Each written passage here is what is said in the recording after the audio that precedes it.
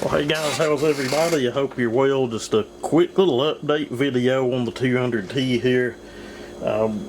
Some of you'd said you were looking forward to the reassembly, and one of you fellows had questioned whether I'd went to my local dealer and got parts already or not. I don't really have a local dealer here to get parts from.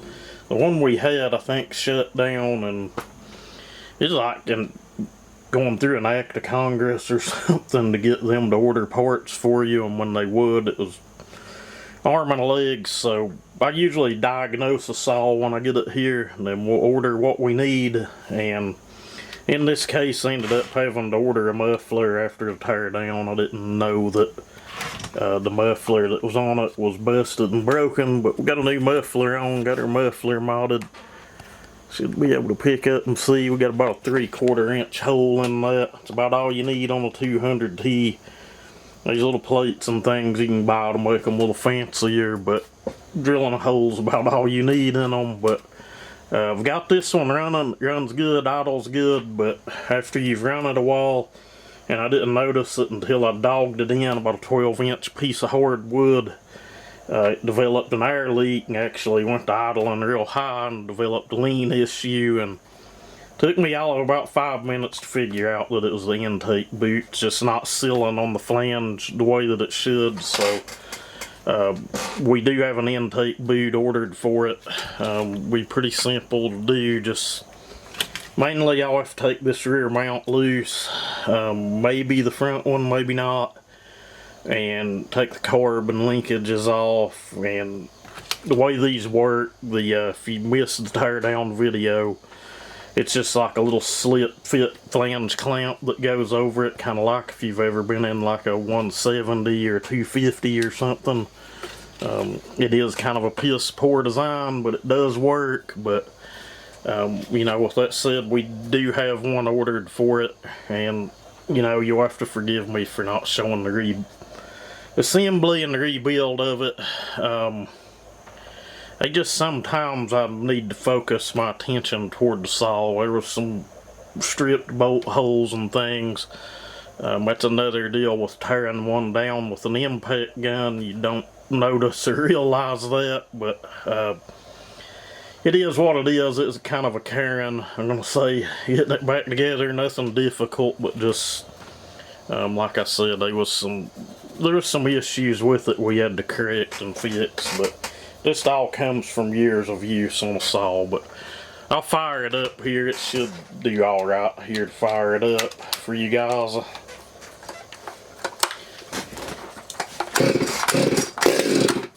See, she starts nice.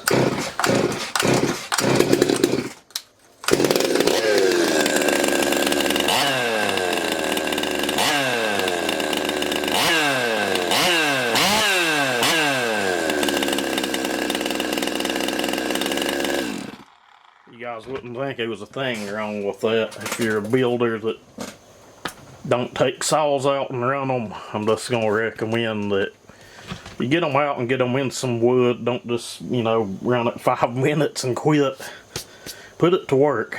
You know, unless you're dealing with a brand new saw or something, and that's different. But 9 people out of 10 would pick that up. Wouldn't think there was a damn thing wrong with it. But I'll promise you, after you've dogged her in a little bit, the intake boot goes to leaking. And after she warms up some. But the whole issue with it not wanting to idle and everything, when we got it here, all of that's corrected. Just wanting to idle a little fast now after that boot goes to leaking. But once I get that boot here, I'm hoping it shows Monday or Tuesday. I'd really like to get this thing shipped out and back home, but we may video that and do that. But again, you just have to forgive me for not videoing the rebuild and reassembly on this. But if you missed it, it is originally built by another builder.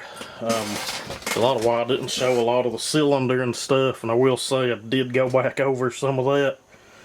You know, it is what it is. Just some things I thought needed corrected in it, but not a big deal. We did re-ring it. Piston was still pretty nice. Reason I re-ringed it, the rings were really brittle. I did not notice that when I pulled it down, but this thing had probably been running with an air leak for quite a while. Rings were really brittle, and you know, we'd redone the bottom end, new bearings, seals, gasket. You know, it is what it is. But it's a little ripper. I think he'll enjoy it, but like I said, once that intake boot gets here, I'll probably take you guys along. It won't take very long to get off. We have to pull the whole handle off. It's only like 3 bolts and 2 plug-ins. It's not that big of an issue. But we'll take you guys along, hopefully, and, you know, show you that, and then take it out and make some cuts with it. But anyway,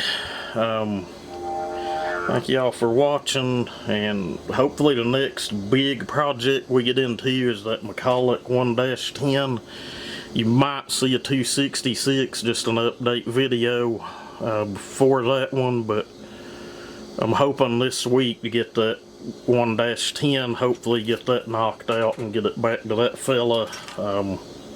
I try not to keep people's stuff here too long, but I had told him that, you know, it would be a few weeks even when he sent it before I got to it, mainly because I was backed up here due to the shoulder injury, which is still giving me problems. But I guess this is more of just a build and shop update video over top just the 200t stuff. But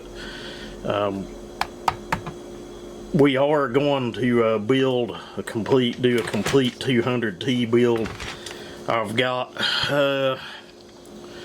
probably most of everything here but this top handle part. I'm gonna have to locate that. So if you guys, any of you, have got an old clapped out 020 or 200 that, you know, might have this top handle assembly still on it, and you want to let go of it cheap enough, let me know.